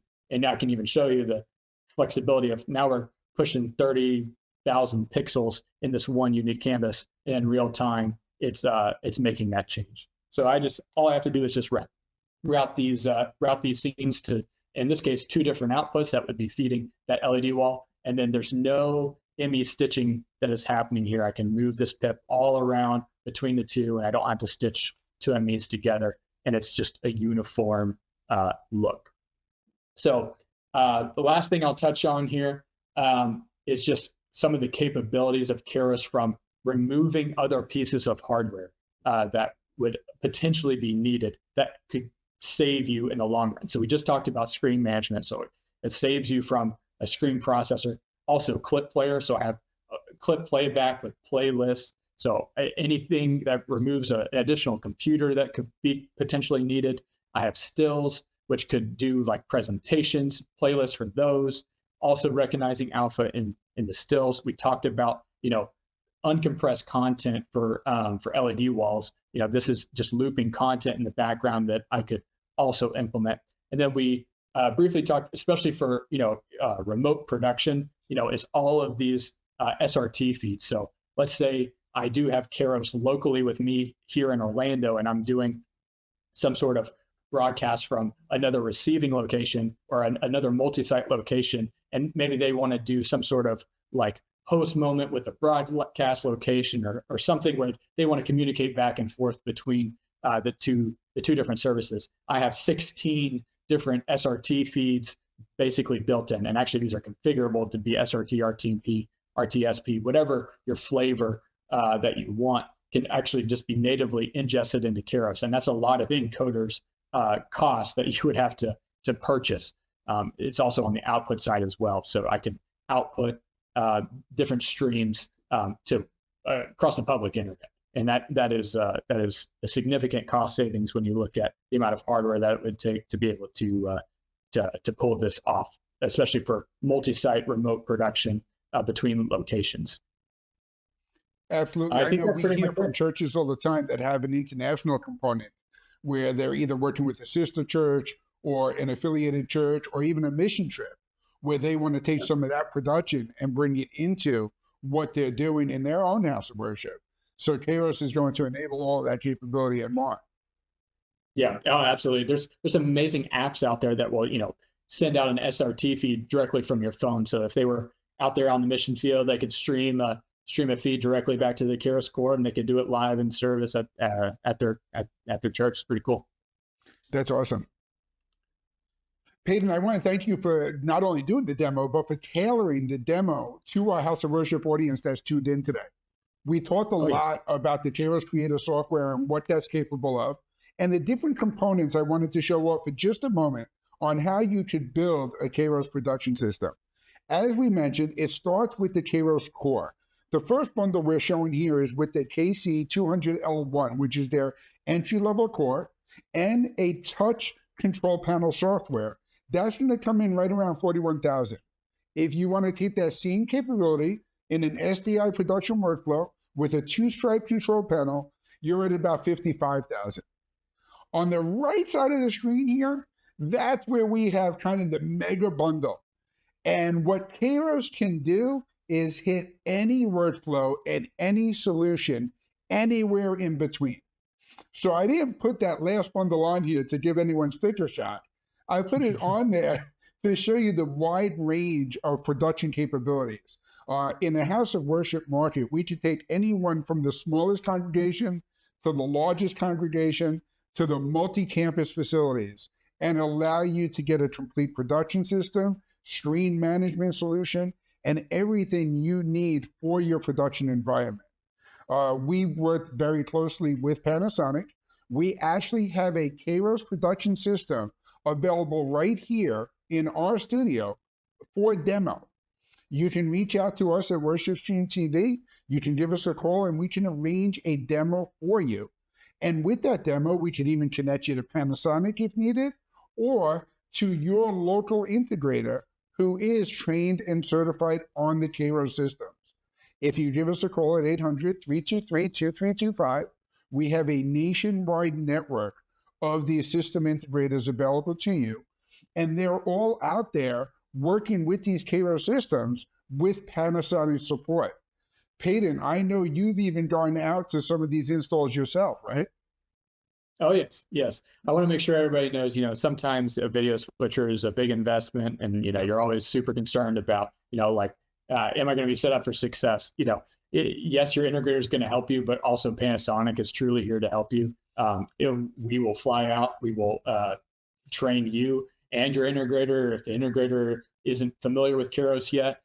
So we will be there for you, especially even after the sale. So we're always available via phone call to be able to make sure that we can support it. And that's actually one of the best things about it being a software-based system. I mean, you give us, access to, share your computer screen to us. We can click through and make sure that we're change a couple settings for you and make sure that, I forgot after the training how to do something, or I just want a quick refresher. We're always there also for remote support as well, which makes it really simple and easy to be able to access from the software. And Peyton, for the more technical people in our audience, if they want to roll up their sleeves and check out the Kairos Creator software, they can do that themselves, right? That's right. Yeah, if you go to our Kairos Pass site, which if you go to the Panasonic Connect website, you'll see a link to the Pass site. And that you can download a free emulator and actually the Kairos Creator software. And the emulator basically acts like you have a core, a fake core that you're attaching to with the Kairos Creator software. And so you can pre-program your show. Even if you buy Kairos, you can pre-program your show while you're up in the air. If you don't have internet access or something like that, you can always load your show directly into your Kairos core at a different time. Awesome. Thank you so much for joining us today and for the great demo. If you have any questions about the Panasonic Kairos, you can reach out to us here at WorshipStreamTV. Leave your questions in the chat or give us a call at 800-323-2325. Thanks for joining us.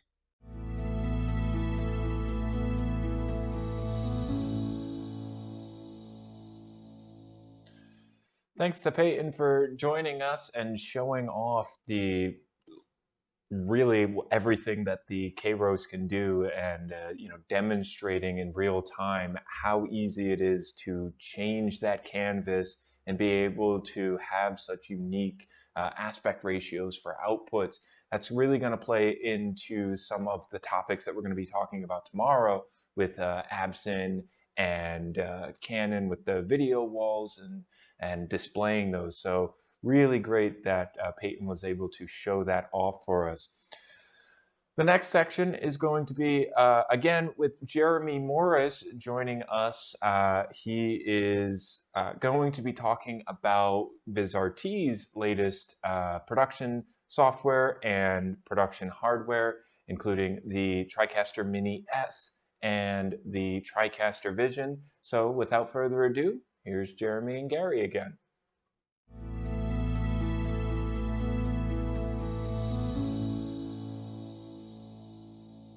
I am so excited today. I have Jeremy Morris from Vizrt on. He is a demo, evangelist, operator, salesman, a Mr. Everything in the world of TriCaster. Jeremy, thank you so much. Welcome to the show.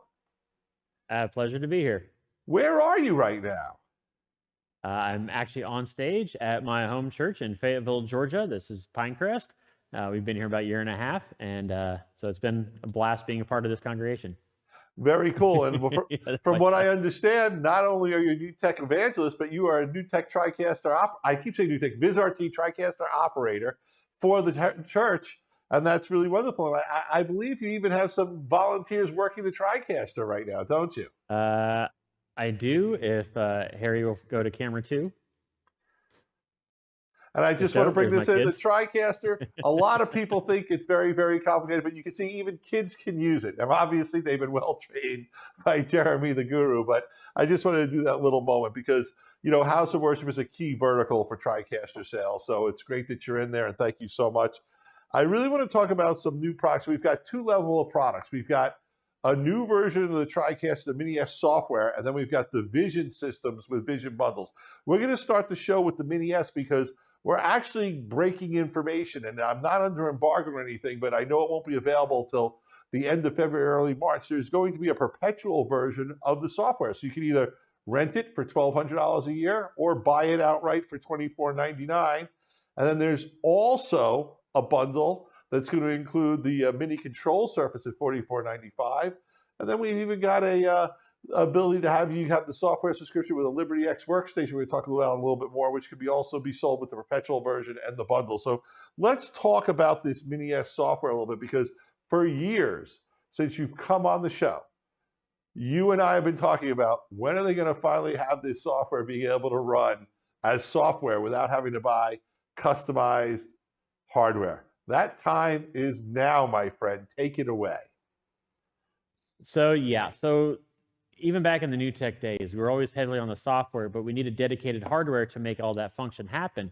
But when we got acquired by Vizrt about 5 years ago, things started to shift a little bit, not only just internally from the company, but also the technology that we were dealing with. The baseband hardware type stuff was able to migrate up to the new flavors of graphics cards, GPU, CPU processing, and things like that. So now we became truly a software-defined video storytelling company, leveraging all the cool stuff we've done in the past. Being more software driven means we're more agile, we're able to do updates, we're able to have a lot more fancy stuff happen, a lot easier to deploy. And so now the hardware has caught up to what we've been trying to do on the software side for so long. So yes, now the Mini S is available, and it's pretty fun to see what people are already doing with it.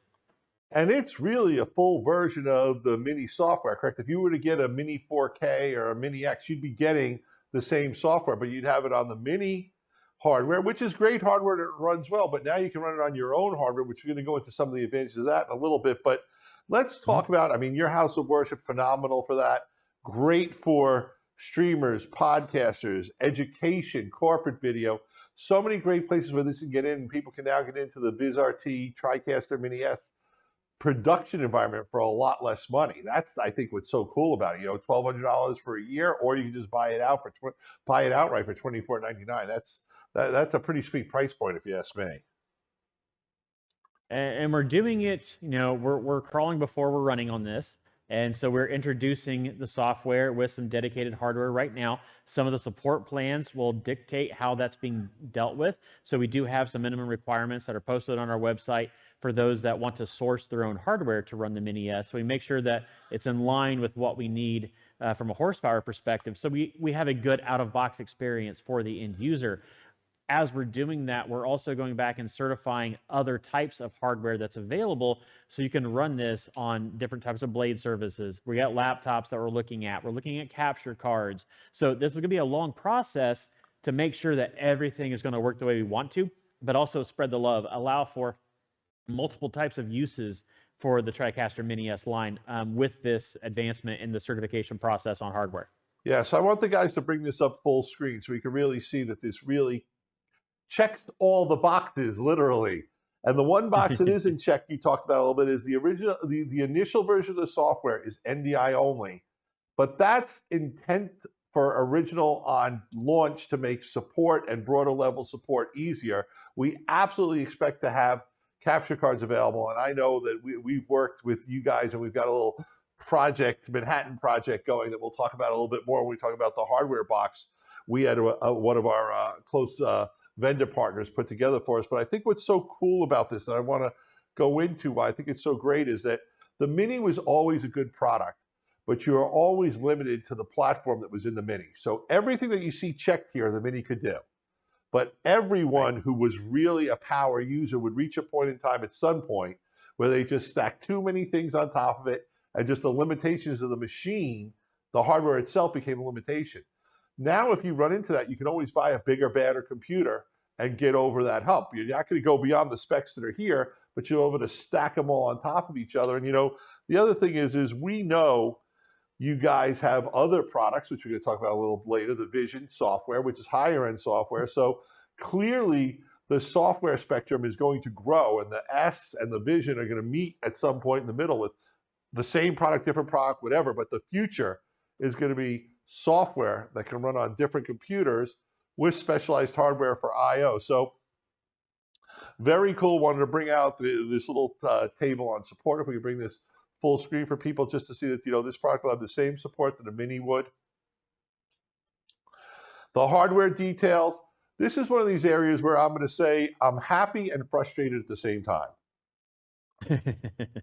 I love that you guys have made certified hardware, and I love that you're not putting the minimum hardware to make the unit work, but you're putting hardware on this list that'll really give you good results.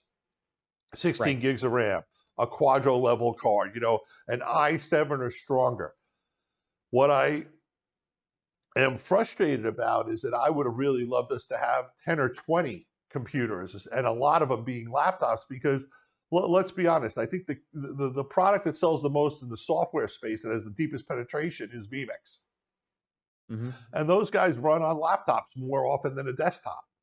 And I think if Viz is going to go after that space, they got to certify a bunch of laptops, but I know you're in the process of doing it. So talk a little bit about that certification process, and that you intend to open it up as you go. Yeah, that's the roadmap from product management, is looking at specified hardware and making sure that hardware is robust and will handle what we're trying to do in the software space, and also give you the room to grow. We don't want you to max out from the first one you buy. You know, we don't want that limitation. We want to make sure that the specs that are going in the hardware allows for that growth, because the software is going to grow. We've done that for years. And so this allows that growth on the existing platform. We don't want you to limit just from right out of the box. So the certification process is ongoing. There's ways for on the dealer side, especially, you know, you guys have done a great job with that, with some of the stuff that you've brought up, to get that into our engineers. They run it through the bench test, you know, to make sure that it checks all the boxes, to make sure that it is a powerful enough machine to handle what we're going to throw at it, and also what's to come. So that's why that certification process is important. Also from a support standpoint. So when you have a certified piece of hardware, you know that you're going to get that certified level of support coming back if there's an issue. When it's a Frankenstein box DIY, you really have no idea who to point fingers at if something goes wrong, because inevitably it will. And those Franken boxes, I know because I've built a lot of them myself. So, you know, speaking of those boxes, we've come up with a box that we're calling the Liberty X. We worked with one of our hardware partners. The specifics and the way that product was designed was, I just said, I want the best possible box for running the TriCaster Mini S software and any other software we sell, be it, Avid or Adobe, or if a guy's got vMix, or if a guy's got, Wirecast, whatever it is, the best possible box we can't have a retail price higher than $5,000 on it. But I want the best possible box at that price. Now, I know I could have said $2,500, $2,999, and probably gotten something that was certified.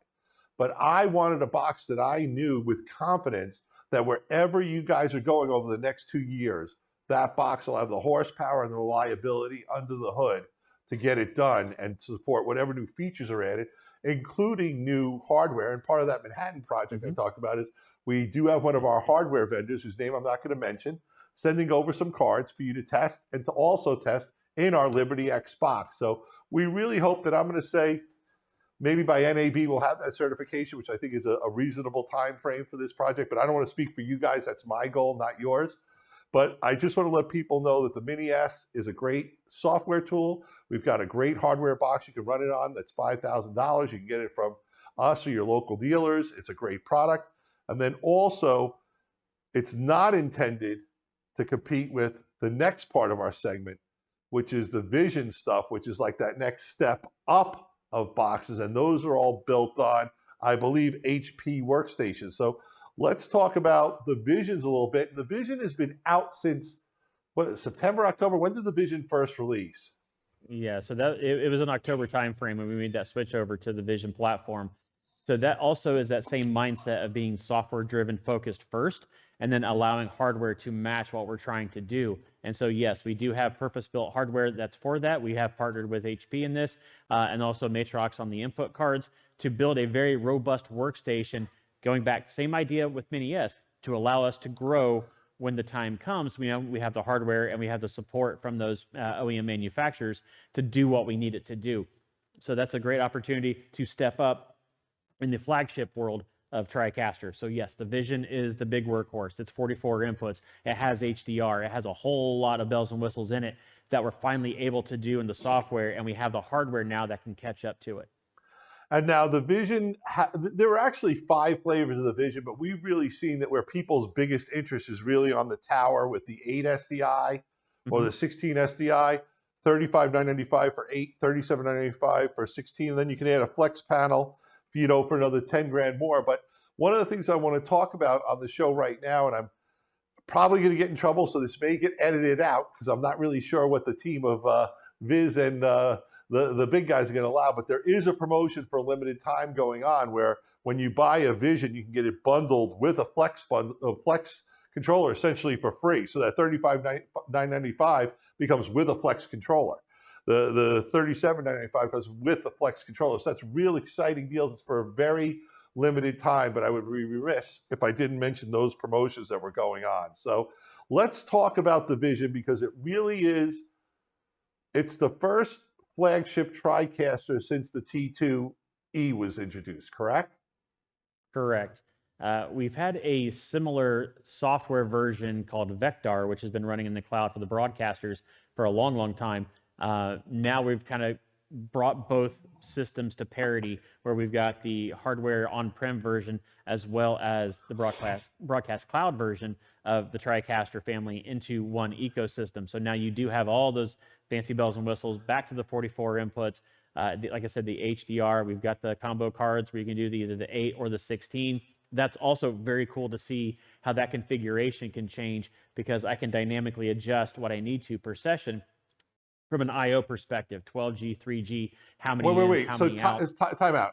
I want to go into that a little bit more. So, because that's big, and that's something that a lot of people, broadcast level people have had, but not at this price level. That's been $100,000 gear before that. That means my I/Os can be configured differently for one program than for another. So in a house of worship, if it's Christmas time and I need to pump out a lot more, let's say SDI to more monitors, I can. If it's sports and I want to bring in more cameras because the team made the playoffs, I can change my configuration for those cameras, even to the point that maybe for my regular show I only use 8, and those other 16, those other 8 and the 16, I program based on the show or how I need it. And that's a level of flexibility. That's high-end broadcast level routing built into this product. Right, and we always have the NDI capabilities. Yep. So there's the 10 gig and the 1 gig NIC on it, so I can leverage the NDI plus the onboard baseband. But the flexibility, and it even goes why we have the flex panels. Again, going back to every single operator does a show differently, pretty much every time, and then different clients do things different from the client next door. So having that flexibility built into our systems at a much higher level than we have in the past has really allowed this to take off. And even going back to our 1RU server blades for campus distribution and being able to have, a TriCaster farm, if you will, on the network of I can pick and choose from a flex panel, whichever TriCaster I want to talk to at that given moment for that broadcast. So we've got the scalability and the hardware now to match what we've been able to do in software. So I'm going to describe this product as not some prosumer up. I'm going to describe this product as broadcast down. So you could be in a full broadcast, a call letter station. You could be doing this to run a stadium. I could put this in a huge event space. I could put this in a college theater, auditorium, whatever, Broadway show. This has the I/O, the chops, the feature set, the flexibility to really be used for any place where you're using a lot of cameras with a lot of outputs, with a lot of layers, with a lot of graphics, where you need a lot of horsepower and a lot of stability and reliability. And I think that's something that we don't talk about enough, I think, with the TriCaster products in general. You can build your own and roll your own with other people's software that's out there and piece it together and run 16 instances of something. But there's something to be said to have an integrated product that's set up for that kind of heavy use and heavy programming. And every show can be set up differently, right? So I don't always have to be using it at that max level, but I can when I want to. And I think that replacing the flagship T2E was a big ask, and replacing it with a product that's really bringing in so much of that vector performance, which has been used in broadcast across the globe, is real important. So talk a little about that. We're going to bring this slide up, and you can just talk about who should be buying this product, my friend. Of course, coming from the sales side, I'm going to say everybody. There you go. But it really does allow for that purpose-built application, inside the Vector, or not the Vector, but the Vector was on the cloud side. But the Vision and what we're able to do with it now in that form factor and at that price point that satisfies a lot into the merge of combined Pro AV is what we're calling it now in this industry, where you've got a lot of the traditional broadcast technology being utilized in a lot of different ways. And so the whole Pro AV mindset of I have a box that can talk to anybody's anything and be able to switch, do a live event, do a recording, do a town hall from a corporate space. I mean, every single vertical market we're in that we can take advantage of from one centralized platform. And this also allows for that growth potential, like we talked about before. Being a software-driven company, the software is moving forward. Now we have hardware to match where we're going in the software side of it. So there's a whole lot more stuff still yet to come. Yeah, and I want to stress there's a lot of different configurations. You can get this in a 1RU with or without I/O. You can get it in a tower with no I/O, 8 channels or 16. But the other thing is I don't want to go too deeply into this, but it's OpEx, CapEx. So if you want to buy it, you can buy it perpetually. You have it and you own it and it's yours to keep. And, you just run it. Cool. Trying to get the guys to get me on camera. Sorry. You can choose your type of license. Most people are CapEx right now, but a lot of companies and houses of worship and even some schools are saying, I'd rather go OpEx. That means I'm going to do a subscription type license where my cost of entry is going to be much lower. And then I'll have an annual cost to keep it up and support it and running. So we have offerings of both. We're really going to focus on the perpetual because that's what the people we're selling it to are telling us. But whether you want CapEx or OpEx, 1RU or tower, no I/O or I/O, we've got those different flavors available for you. Let's talk a little about the support products, the support levels that come with it, because Vision is a big full system, obviously has a pretty cool support package opportunity too. And it comes with a year of support, correct? Right. And one of the cool things about how our partnership is with HP on this is we do have that 3-year warranty on the hardware. So that allows us for more robust on the support side, but then also understanding I got the warm and fuzzies that my box is protected when I'm purchasing it. And you talked about on the subscription side, this is the first time we've kind of gone full tilt with that, offering of both subscription and perpetual on the same chassis, the same platform. And then the support levels kind of go with that. So you can actually fine tune your support plan, what makes the most sense to you as the end user. And so we have the hardware replacement capabilities. We have all the extra tech support. If we're going phone, if we're going live chat, or just, hey, I'm going to do email, or I'm not going to have anything right now, I'm going to add this later, we still give you that flexibility. But the idea is, yes, you want ProTech on this box. It's going to be treated a little bit differently now, the way we've set things up. So you've got more of those warm and fuzzies from an end user's perspective to know I have that back end support going the other way, especially on the hardware side. So the support plans have kind of migrated and changed a little bit. And so we're growing our support to match what we're growing on the product offering. Very cool. This was a great little overview on the new product line. I know it seems a little bit rushed to get in here, but it was such big news. So to recap, TriCaster Mini S is the TriCaster software available as a subscription or perpetually. The perpetual version will be available end of February, early March. 2 different versions.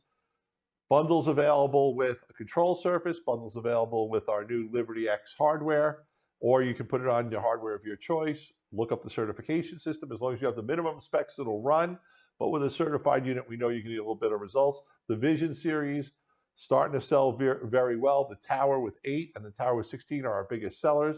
And for a limited time, we're running a promotion where when you buy a TriCaster Vision 8 or 16 Tower, you get a free Flex controller. And then once again, the Liberty X is certified for Mini S to bring it all the way around. We're really excited. Jeremy, thank you for being on the show today. I always like to give my guests the last word, so take it away. The floor is yours, buddy. All right, one last thing that we forgot to mention, we talked about the Mini S and the Vision, is both systems come with Flowix.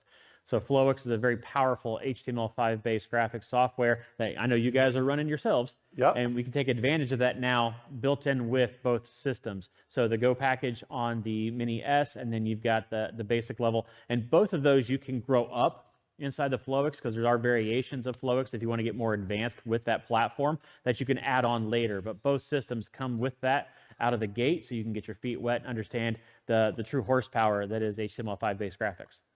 I agree, and I think we were remiss, because Flowix to me is that little like secret sauce that now comes with these products, and we use Flowix and we love it. You know, we basically, the thing that I love about it is anyone with a laptop on the network can be the graphics operator for the show.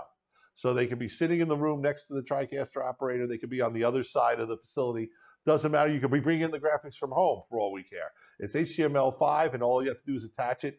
You have your TriCaster recognize the laptop that's running. You can bring up the graphics. Just bring up some random graphic to show them what we can do with it, because all the graphics that we run during our show are running Flowix. So you can learn more about the TriCaster Visions. You can see down there. Jeremy, thank you very much for being on the show. Very cool that you're doing it from inside the House of Worship. If we could cut the camera too and show the boys again, I want to compliment them on doing such a great job running the show. Here, you go to camera 2.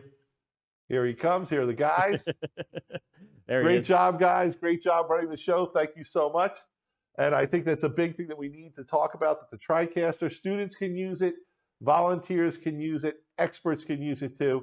It's a lot easier to be a volunteer or a student using it when you have a guru like Jeremy available to help and teach you how to do it. But either way, there is a ton of learning videos and knowledge and stuff that's online that people who get a TriCaster, be it the Mini S or the Vision, can learn how to use it themselves or to teach other people. It is a phenomenal, stable product, award-winning product, and an industry standard. Thank you so much for being on the show. So excited about these new bundles. Thank you, buddy. All right. Thank you. Good to see you.